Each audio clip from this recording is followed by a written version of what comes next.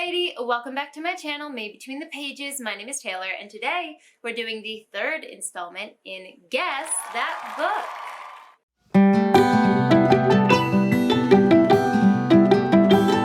Now, if you haven't been around my channel and you're not quite sure what this is, I will be sure to link the first one from January down in the comments down below. But as a general summary, for this year, I decided to do a challenge on my channel, complete with a book giveaway at the end of this year in December, where I share this video every month and I give 5 hints to 3 different books. Each book can get you a total of 4 points if it's part of a series, and a total of 3 points if it's not part of a series. For each book, you have to guess the name of the series, if there is one, the name of the book, and the name of the author. The name of the book specifically itself will get you 2 points, the name of the author 1, and the name of the series 1. So the total number of points you can get every month changes depending on whether it's involved in a series or not. This month, you can get a total of 11 points. I track all of the comments and all of the guesses that you guys leave down below, and then at the end of the year, the person who has the most points will get a free book from me. The only other main rule for the series is I have to have mentioned the book on my channel before. It does not have to be on the shelves anywhere behind me, but it has to have been mentioned and talked about before on my channel. I'm going to start this video by giving you the new hints for this month of March, and then at the end of the video, I will give you the answers for last month in February. Book number 1 for this month can get you a total of 3 points, which means it is not part of a series. Your first hint is that this book is a historical fiction, which you know really narrows it down because I haven't talked about historical fiction so much on my channel. Hint number 2 for your first book is that it has to do with meddling gods. Basically the best trope of all time. Hint number 3 is that this takes place during a wartime period. Hint number 4 is that while this isn't the main focus of this book, there are strong themes and on-page situations of racial tension.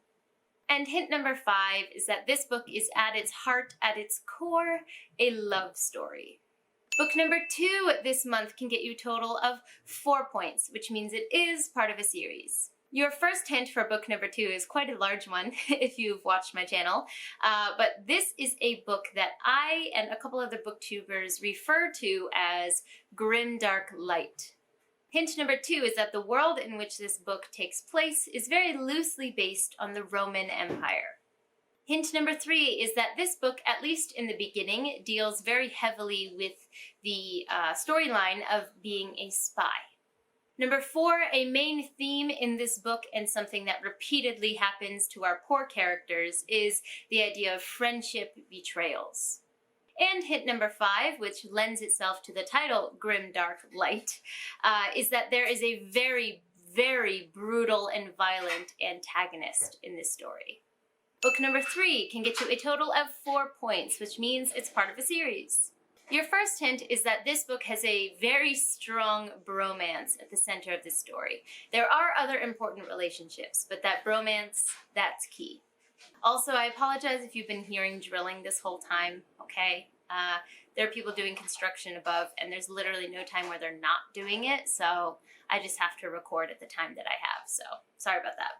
Hint number 2 is that this particular book in this series has to do with a lot of time being spent on ships and in interactions with pirates.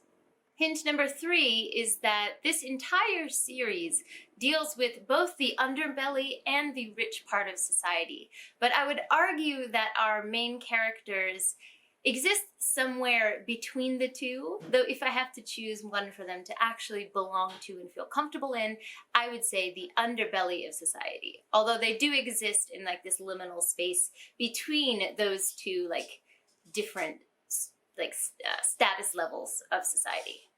Hint number 4, which is quite a big one, is that our main character is an extremely intelligent and sneaky, witty scammer who tends to target the rich. And hint number 5 is that this book contains a lot of humorous writing.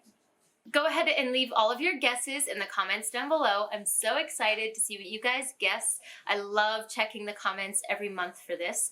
And don't forget, you can get a total of 11 points. Okay guys, it is time for the answers from last month. So a lot of you guys were able to guess at least one or two of these, which made me really, really happy.